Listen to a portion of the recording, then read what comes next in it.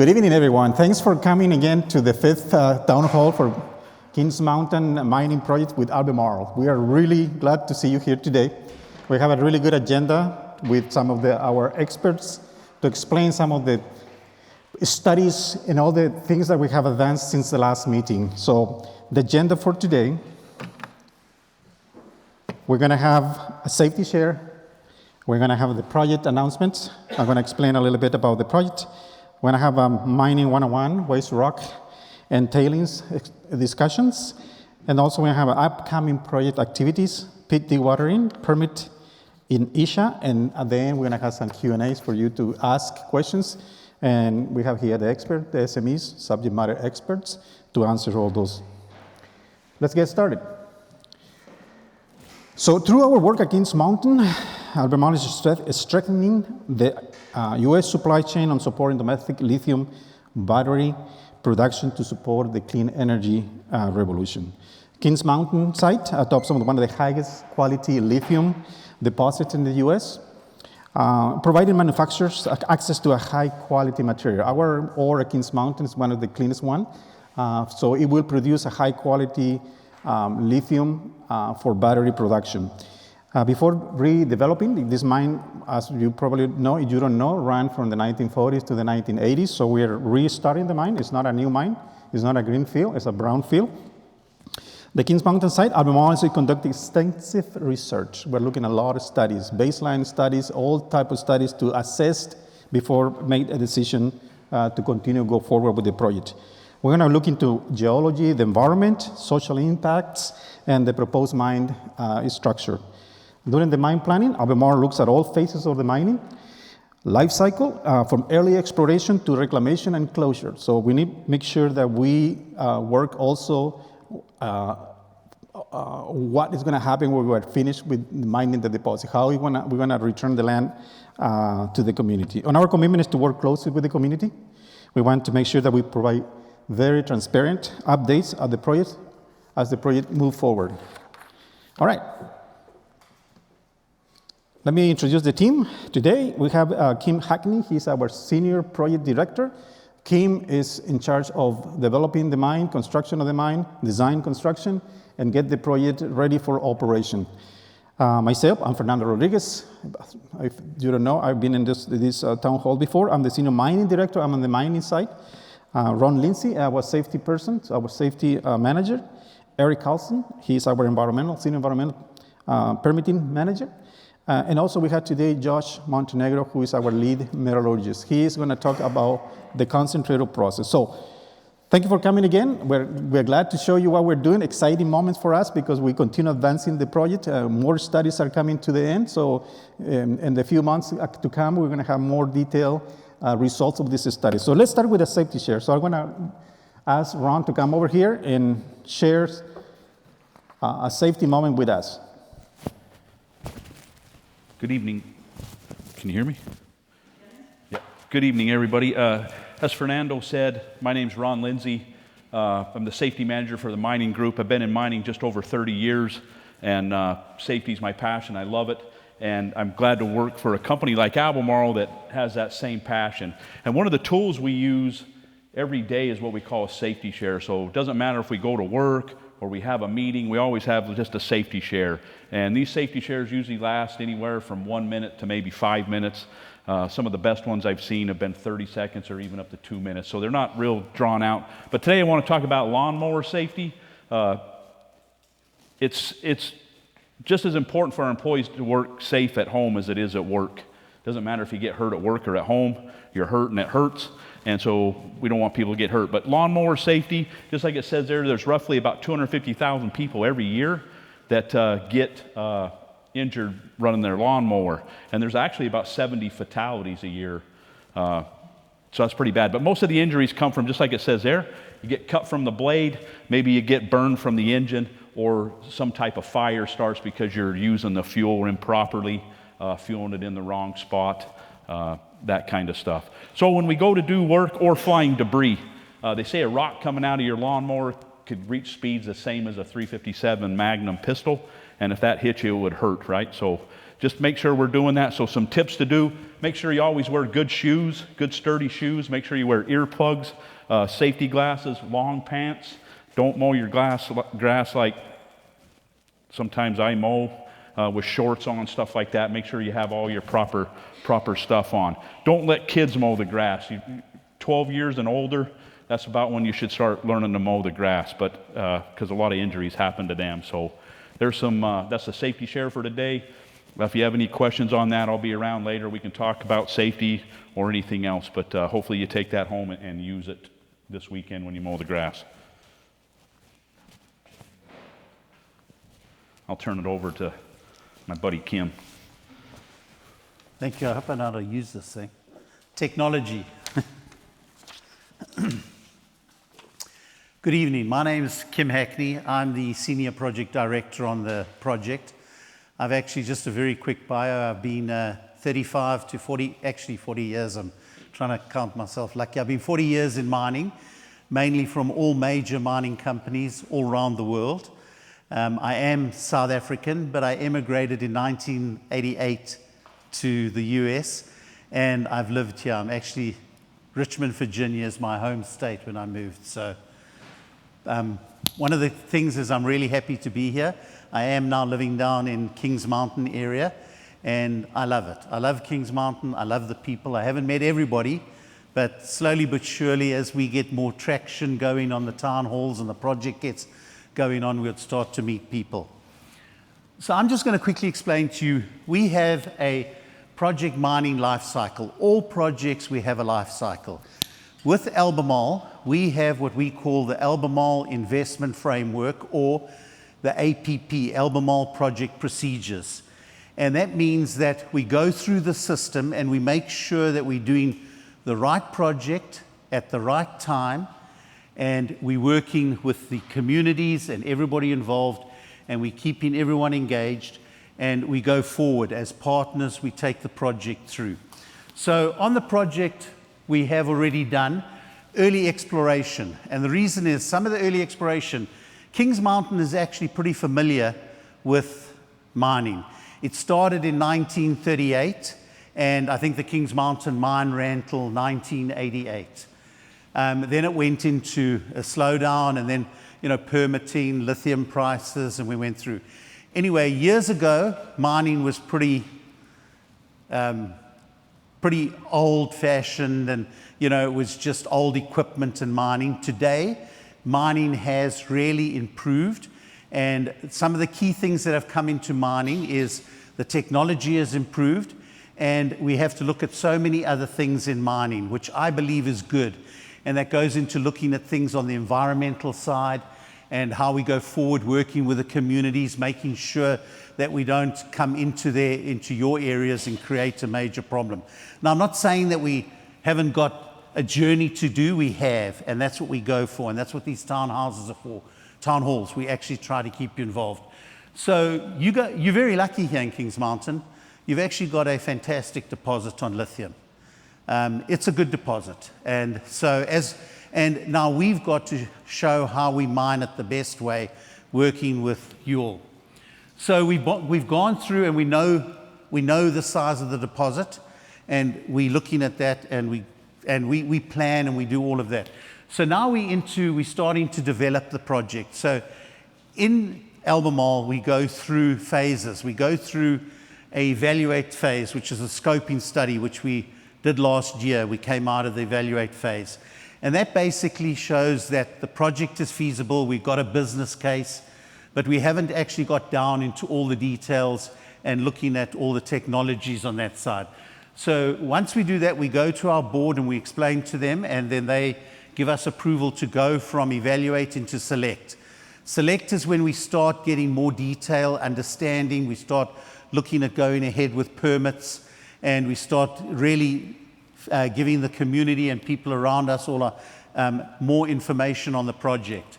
So we, at the moment, are in the select phase.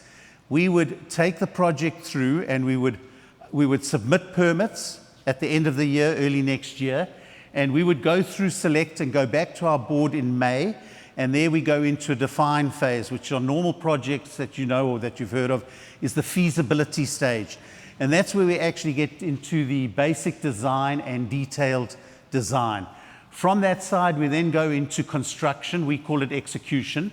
And we start mobilizing early. We have our plans and we work how we're going to work around people here. So we go into the construction.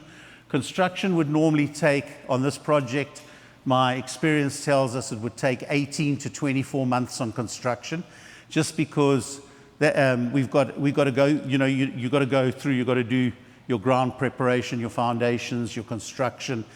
Plus, we also have to look a little bit in front. Today, there's really long lead items. We all know that key electrical equipment and that is on the long lead, so we have to actually look when we're going to place those orders to make sure that they're on site when we go into construction. Once we go in construction, we also do commissioning, which is we commission the plant. And there's a lot of things that tie into commissioning. We have to have early power. It's normally one of our key drivers, our key deliverables. After that, we go into operations. So we run the plant probably for the first 6 months from the project side and make sure we meet all the metrics that we've committed to the board, make sure we meet everything that we've committed to the communities and that. And then we transfer the projects over to normal operations and they take it forward. And then last, of course, is closure. Once we finished on a mine, we actually have mine closure plans, and we do that. But I just want to point out, if we are building something during the project and that is final, we're going to stop then and then, we actually be very proactive and we start and we close and we do reclamation on that. It doesn't mean we're going to leave things open and we're not going to worry about sediments. We follow best management practice. And that's one of our key things that we do with Albemarle, and they push that on all our projects. Any questions? Okay, so we've got a couple of project announcements to make. So we have signed a DOE, a Department of Energy grant. The reason one of the good things is, and I love this word, clean energy. I'm all supportive of clean energy. So the government, our government, is pushing to go clean energy. And one of the things on clean energy is they want to actually get extraction and get lithium from in the country, bring in those employment and make sure that we're becoming a little bit more self-sufficient on producing EV. The whole world is going clean energy. We're getting lithium from Kings Mountain mine here. Instead of bringing lithium in from China, Australia, Chile, where all those are going at the moment. So we do have that DOE grant, 150 million, and that's actually to construct the concentrator plant, which is actually part of the process of treating the lithium that we extract from the ground. It goes through a crushing circuit and a concentrator circuit. We then have a second grant that is the DoD, Department of Defense, for 90 million. So both our grants add up to 240 million at the moment. The Department of Defense grant is actually to support us going forward on purchasing mining equipment, getting mining equipment, having a look at bringing in EV, electric vehicle mining equipment, which at the moment there's no technology out there. So on that side, we've signed up an agreement to look at improving our technology on bringing in EV and bringing in EV mining, which is so much more friendlier for the environment. And that's what we do. We've actually signed an agreement or working with a really strong American company called Caterpillar, and we would go forward for them, and we would actually, on our 777s, which is 100-ton trucks that we would bring in, we would look at bringing them in EV, and we would have prototypes and work for them. So there's a commitment from Albemarle to really go clean energy, and there's a commitment from other companies on that side. Because basically, you have to mine. Absolutely. Do you drive a car? You know, things like that. Do we do things? So it's good. And we mine, my company, Albemarle, mines responsibly. We mine responsibly. That's what I want everybody to understand on that side. Doesn't mean that we've got to work through issues. That's what we're all here for, and we do. So I'm going to introduce you to Josh. He's going to take over. Sweet. Thank you very much. Thanks, guys. Appreciate you listening. Appreciate your time. we'll be here. How's it going? My name is Josh Montenegro.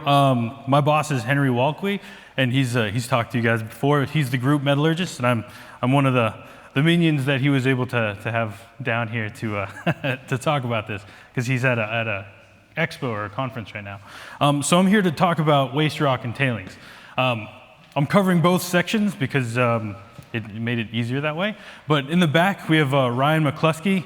He's a senior mining engineer, and he's on the mining side, which he's more, he'll be dealing with the waste rock a bit more than I will. So covering that, ore and waste rock and mining. All rock mine is classified as either ore or waste rock. Pretty straightforward. When you blast it out of the ground, you're gonna get both. I mean, it'd be great if you could pinpoint and just get the ore, but sadly, we don't have enough people with hammers to get the individual pieces out. So we try to do it in bulk. So what's ore in mining? Ore is rock that contains sufficient profitable mineral concentration. It can be mined, processed, and sold at a profit. For us here, we're looking at the spodumene pegmatite. If you look at the ore that we have, there's white and black rock, and it's the white rock that we're looking for. What's waste rock in mining? Waste rock is any material that does not have the desired mineral or quantities of the desired mineral that cannot be economically extracted. For us, this is any other rock on site that isn't the spodumene pegmatite. Waste rock is rock still from the ground. I mean, we get it from the same place. It's just geologically, they formed there, and geologically they're together, and we're just literally separating one from the other. A good example of this is Cardio Hill. From the old Foot Mine and the Rockwood lithium site, all of that used to be waste rock that they stacked up there, and from a reclamation perspective, it's a very good demonstration of what this place could be. So yeah, it works out. What is ore and waste? In order to break it down a little easier, my boss gives a cookie example. So the cookies being, I'm a big kid. I really like chocolate chip cookies, right? And that, for us here and on the concentrator side, that's the ore we're looking for. So you get a big basket and you have all different types of cookies. I'm gonna be looking for the chocolate chip cookie, and I'm gonna grab as many of those as I can. And everything else, the cookies without enough chocolate in it, or the cookies that aren't even chocolate containing, like an oatmeal raisin, or cookies that have chocolate but are just not in the right type. Those are all considered waste to me. So again, ore and waste, it's a preference of what we need and what we're looking for in order for our business to work. And really, it's nothing bad. It's just stuff that we can't use. And it's about perspective. For us, it's waste. For everybody else, it's just more rock. From there, we're going to move over to the concentrator side, and we'll talk about tailings. Now, tailings is just rock that's passed through the concentrator, and after processing, that's essentially the rock that we don't need, except it's in a different form. So we'll either get products or tailings and rejects. So our products being the spodumene pegmatite, which is profitable to us, and the tailings are rejects, which aren't. Filtered tailings, notably, are things that go through our wet side of the process. But still, it's only physical separation that we're looking at. Nothing chemical. We're not extracting the elements. We're just separating it, but using a wet process.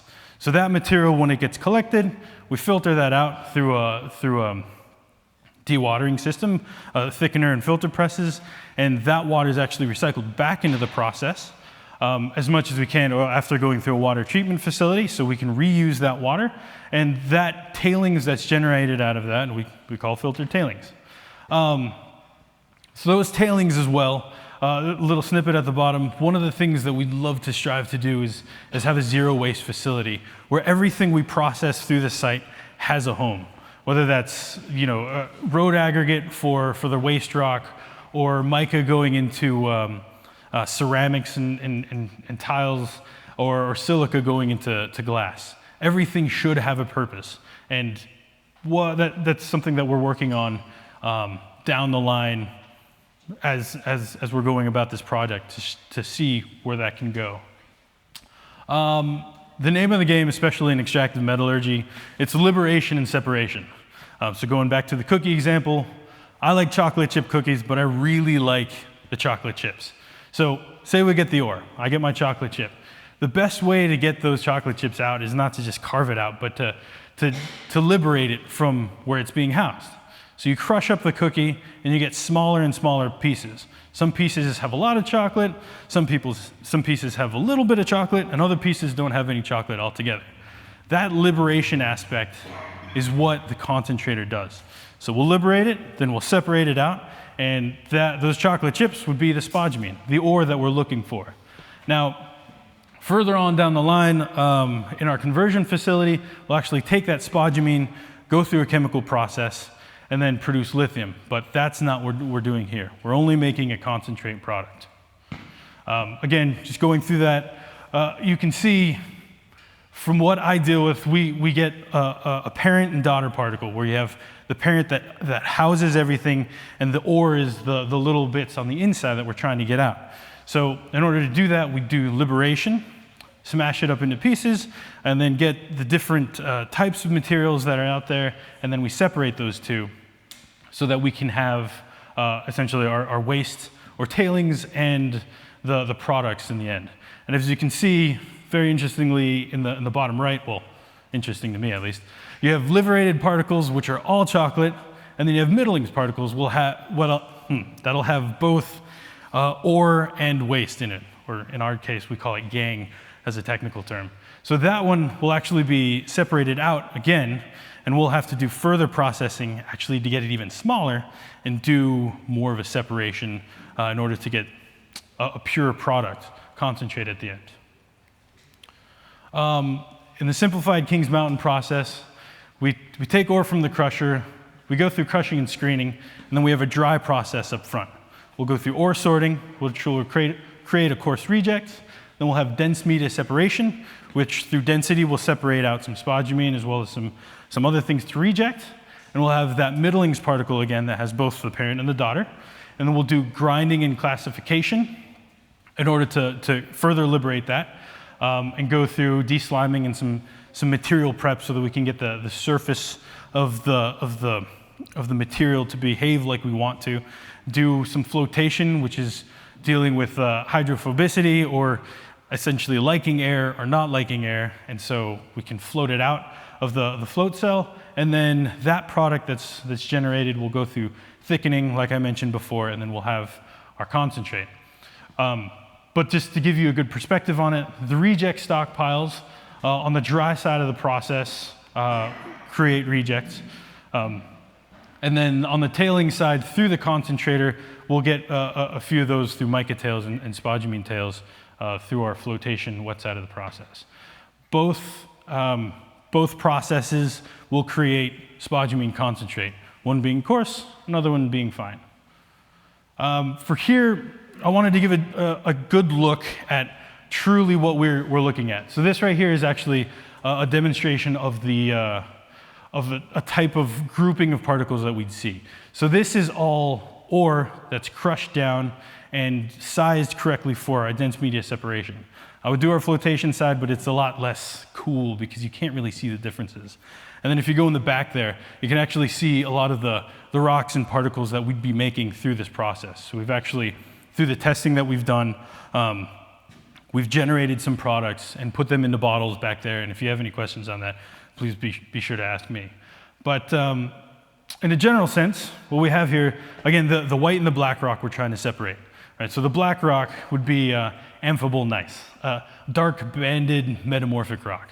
Usually when you go out and you have a gravel driveway and you see like some zebra looking rocks, that could be an amphibole gneiss. So it's essentially, if I remember correctly, from the geological formation, all the different types kind of liquefied and got into a space. And then through movement and friction, it kind of just streaks and gets kind of banded. So that's why you see a banded or an elongated structure with some patterns in it going through that. Typically, at least for us here, it's a calcium silicate type mineral bearing iron. I think there's a little bit of magnesium, but those are kind of minor species. So first things first would be getting rid of that. That'd be part of our rejects. Another type of reject that we have is mica, mica or feldspar. So very silica high sort of material. Those are lightly colored and foliated, which from a crystallography, it makes like the paper, very typical mica that you see.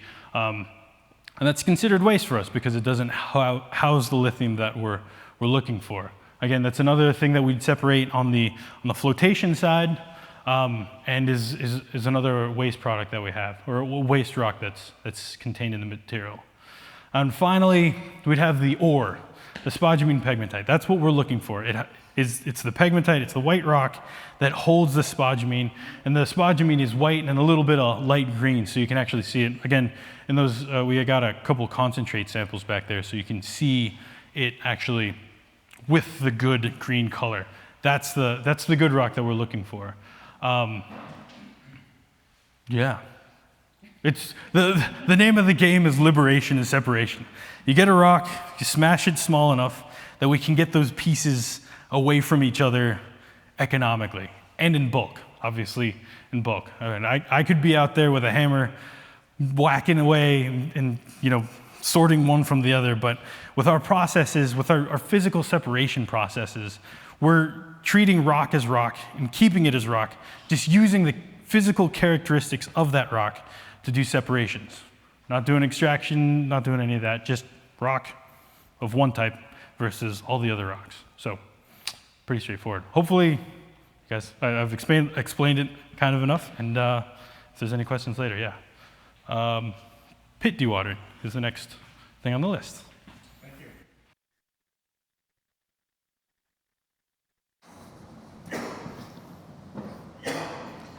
All right, again, my name is Fernando Rodriguez. I'm the director for mining. I've been less years than Kim in the business, but I have worked mostly in the copper business of mining. Let me talk a little bit about the pit dewatering. Probably, if you have seen the pit, we have about 1.3 billion gallons of water there. If you were here in the last town hall, our hydrogeologist explained that the pit is like a bathtub. It has been accumulating water from runoffs for 40 years plus. So this water has been rising, filling out the pit.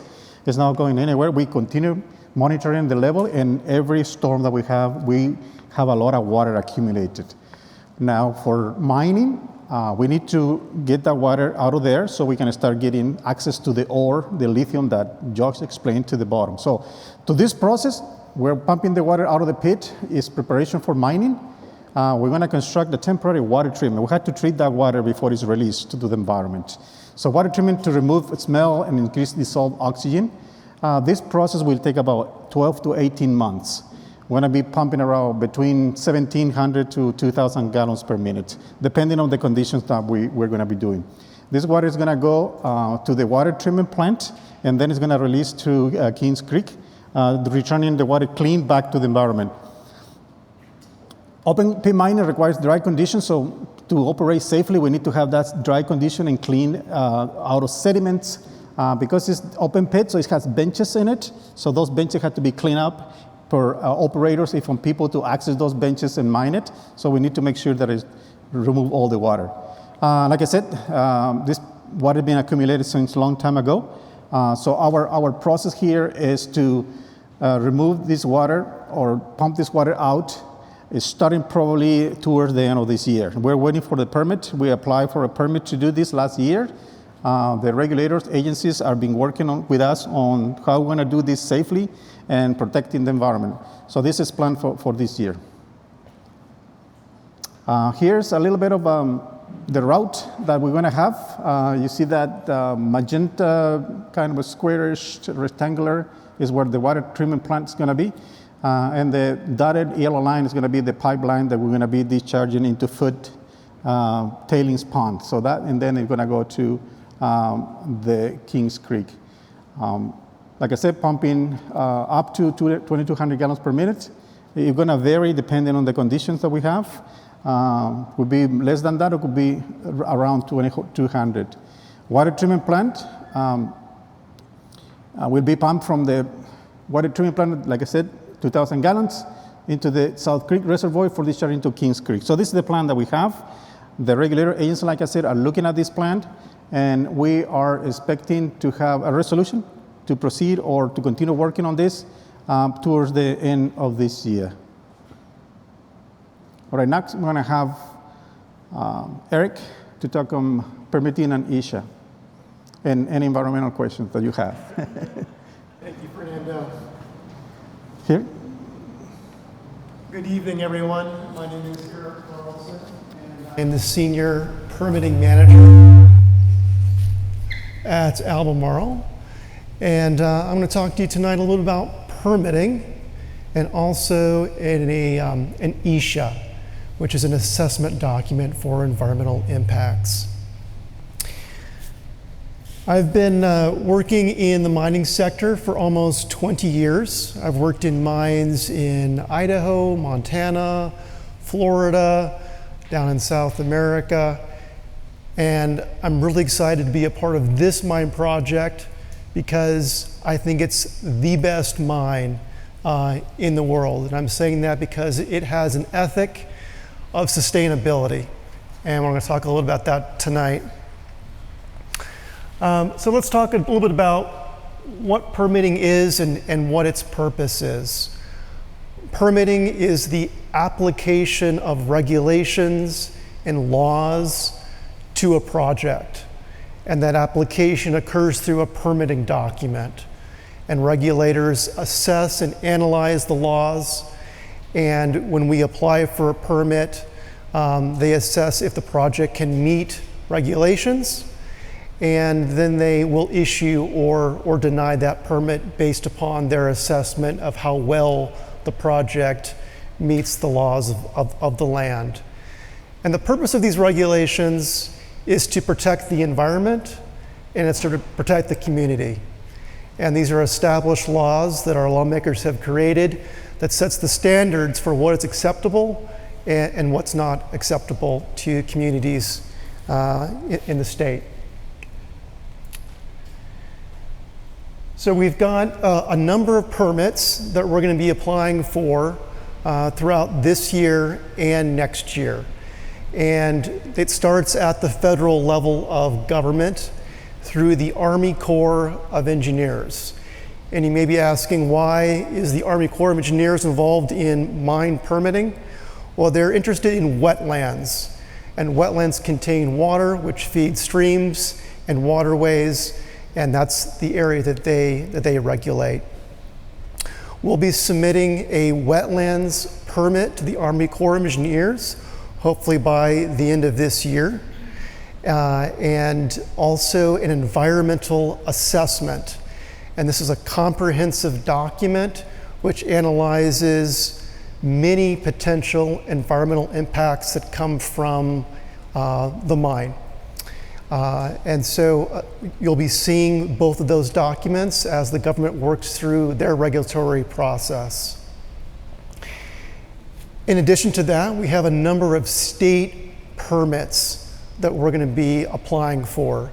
The state is heavily involved in regulating the mine. We've got the DEQ is the agency that has the most authority over this mine and any mine in the state. They will regulate the mine air quality. They'll be regulating stormwater and discharge water quality. And their main permit is called the mine permit. And so they'll be looking at potential impacts to aquatic resources, how the mine is designed, how it operates, and how it closes. And those will be lengthy and detailed processes with their own engagement opportunities.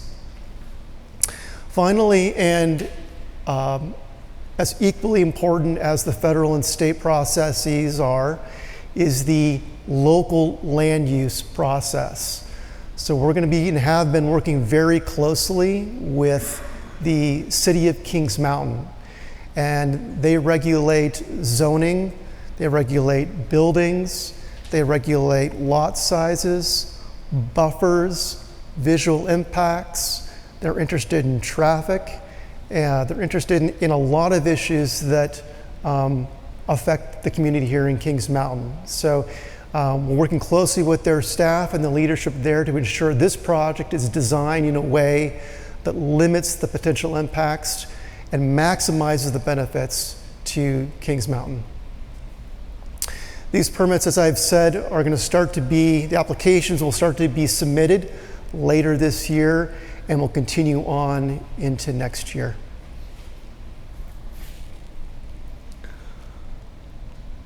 All right, now I'm going to switch gears on you a little bit. So I've just talked about the regulatory process, the laws, the statutes, the permits.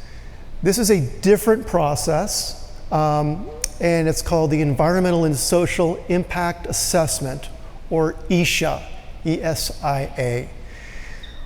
How the ESIA comes into this is that Albemarle has committed itself to the highest standard of mining responsibility or mining sustainability. There's an international standard that was created through the involvement of nonprofit organizations and tribal governments called IRMA, and that stands for the Initiative for Responsible Mining Assurance. Like I said, IRMA is the highest standard that exists internationally for mines that deals with environmental and social impacts. It is the goal of Albemarle to reach IRMA 100, which is full compliance with the IRMA standard. It's the only mine in the United States that I'm aware of that is attempting to achieve this standard. It's extremely difficult and very rigorous. It requires a lot of engagement with communities, and much of that engagement comes through this ESIA process. So the ESIA is one of many requirements that have to be met within this larger IRMA standard. And what the ESIA is a very comprehensive assessment of baseline environmental and social data and impact assessment, as well as management plans. There's those three pieces: the baseline, the impacts, and the management plans. And the management plans is really how the impacts can be mitigated and managed into the future. This document is more comprehensive, more detailed than anything that the federal government in the United States requires. We're also going to be doing extensive engagement with the community and with stakeholders to get their input on the baseline studies, on the impact assessment, and the management plans, which goes far beyond anything that's required here, again, in the United States. The first step of the ESIA process is to do a scoping document. You'll see that here, the draft scoping report. We've been working to prepare this report for a number of months. What this report is a recipe for how the ESIA is going to be done. It's a recipe for how we're going to do the impact assessment, the methods. Of course, oftentimes the methods dictate the outcomes. So it's an incredibly important part of the process to make sure we are analyzing all of the things the community wants in the way that it wants. And then we go ahead and do the impact assessment and bring that back to you so you can review the outcomes of that and speak to your assessment of that. So we're going to do the draft scoping report. We're going to come back to you and get your input on that report, and then with that input, we're going to issue the final scoping report, the final recipe for the ESIA. Then we're going to prepare this large-scale document, the Environmental and Social Impact Assessment, and then we'll come back to you again and get your input on that document. Once that input has been obtained through meetings like this, we're going to finalize that ESIA document and make that available to the public.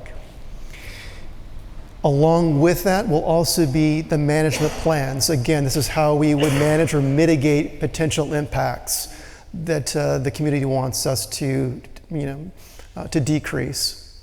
So that's the full package. It's going to take us probably a year or so to get through this entire process, and there'll be many meetings coming up on this topic. And I wanted to be clear that we'll be doing engagement around the ESIA at the same time that the regulatory agencies are doing their own engagement around the permits.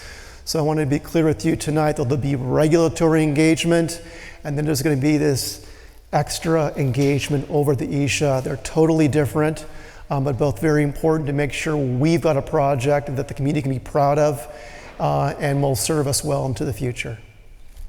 Thank you so much to everyone who was able to make it tonight. Please stay and ask any questions that you have, or come visit us at the Project Center. We're more than happy to answer any questions for you. Thank you.